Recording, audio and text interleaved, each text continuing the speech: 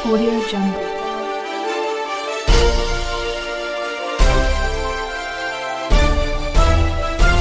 Audio Jungle.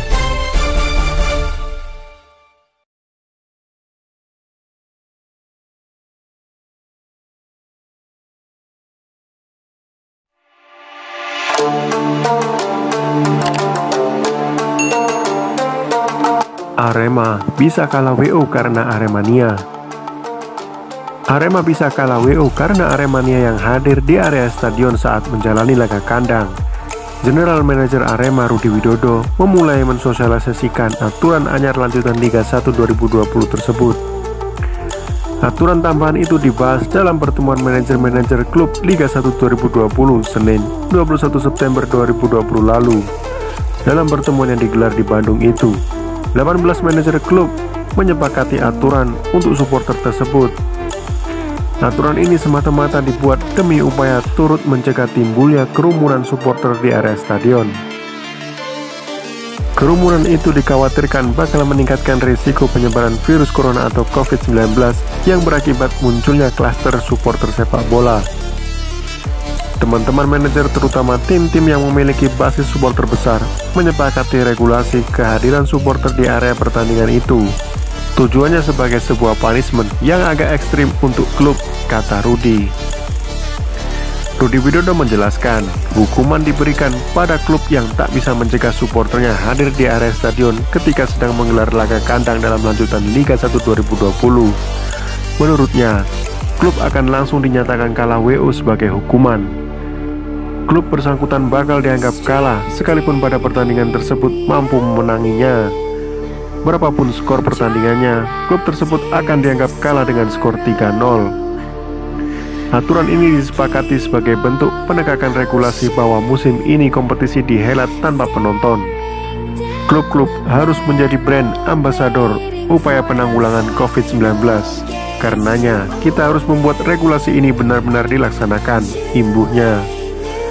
Rudi Widodo menegaskan, aturan anyar tersebut seharusnya tak menghalangi Aremania untuk tetap memberikan dukungan pada tim kebanggaan mereka. Namun dukungan itu sementara waktu dialihkan dengan dukungan di rumah saja. Kami berharap Aremania tetap memberikan dukungannya, tapi musim ini cara mendukungnya saja yang berbeda.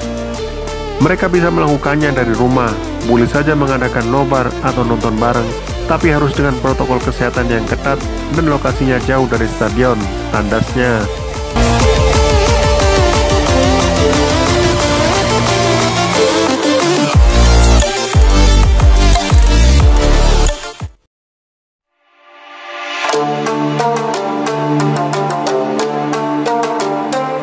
Perihal derby Jatim, Arema FC pilih tanding di Surabaya.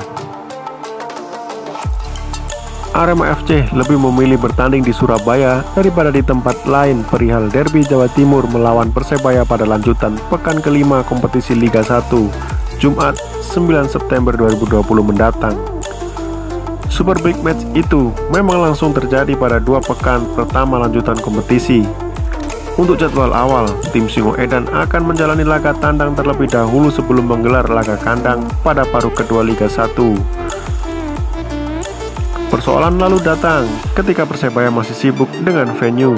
Bahkan tim Bajul Ijo harus kembali memutar otak dalam mencari venue lain imbas dari tidak adanya izin penggunaan Stadion Gelora Delta Sidoarjo. Kalau dari kami, lebih baik bertanding melawan Persebaya di stadion yang ada di Surabaya, ujar General Manager Arema Rudi Widodo. Derby seperti ini memang lebih baik digelar di kandang salah satu klub, meski tidak ada penonton, sambungnya. Pihaknya punya pemandangan khusus perihal pernyataan tersebut. Baginya, faktor keamanan menjadi pertimbangan penting dibanding bicara skor akhir dan kualitas tim itu sendiri. Karena kalau di tempat atau kota lain resiko keamanan lebih besar, tapi kalau di Surabaya resiko terbilang kecil, tandas Rudi. Sejak kembali bertemu pada Liga 1, praktis hanya 1 kali derby Jatim terlaksana di venue netral, yakni ketika Persebaya menjalani sanksi Komdis PSSI dengan memilih Stadion Batakan di Balikpapan pada putaran kedua Liga 1. Rudi menyebut, pertandingan di tempat netral justru membuat basis kedua supporter akan bertemu. Beda ceritanya kalau pertandingan diselenggarakan di Surabaya. Aremania tidak akan mungkin datang ke Surabaya. Sebaliknya, jika pertandingan diselenggarakan di Malang, supporter Persebaya juga tidak akan datang ke Malang. Jadi keamanannya mudah terjamin, pungkasnya.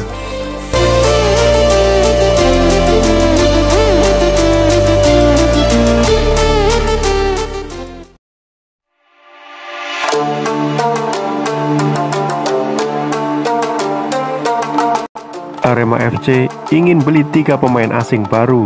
Tanda perpisahan dengan Matias Malvino. Pelatih Arema FC, Carlos Oliveira, menyatakan bahwa timnya akan segera mencari 3 pemain asing baru guna menyambut Liga 1 2020. Arema FC tampaknya benar-benar harus berpisah dengan bek asingnya, Matias Malvino. Pemain asal Uruguay itu belum kunjung kembali ke Indonesia sejak pulang ke negara asalnya akibat pandemi COVID-19. Baik pihak manajemen maupun Matias Malvino memang belum menyatakan secara resmi tentang perpisahan mereka. Namun, pelatih Arema FC Carlos Oliveira menyiratkan bahwa timnya tidak akan lagi diperkuat oleh Matias Malvino. Hal itu tersirat dari pernyataan Carlos Oliveira yang mengatakan bahwa timnya akan mencari 3 pemain asing tambahan sebelum memulai Liga 1 2020. 3 pemain asing baru itu akan mengisi pos-pos yang ditinggalkan oleh Jonathan Baumann di striker, Oh In Kyun di gelandang, dan Matias Malvino di bek tengah. Dari pantauan staf pelatih, tim masih membutuhkan tambahan pemain asing posisi striker, stopper, dan gelandang. Menurut Carlos, usulan itu pada awalnya datang dari para asisten pelatih yang bertanggung jawab atas skuad Singoedan sebelum dia datang ke Indonesia. Namun setelah melihat kondisi tim lebih jauh, Carlos Oliveira setuju untuk menambah 3 pemain asing di 3 posisi tersebut. Saat ini memang hanya tinggal 1 pemain asing yang ada di tim. Beberapa pemain memilih mundur, kata pelatih asal Brasil itu. Sehingga kami merasa memang perlu adanya tambahan pemain asing untuk memperkuat tim ini, jelasnya. Dengan perginya Matias Malvino, Arema FC hanya memiliki 1 pemain asing yang bermain di posisi penyerang. Pemain yang dimaksud adalah Elias Ardilite, striker 25 tahun asal Argentina. Sebelumnya, skuad Singoedan memiliki 2 pemain asing asal Brasil yang masih berusia muda. Mereka adalah Pedro Guilherme dan Pedro Henrique Bartoli yang masih berusia di bawah 20 tahun. Keduanya memutuskan mundur karena tidak sepakat dengan nilai kontrak yang ditawarkan oleh pihak manajemen.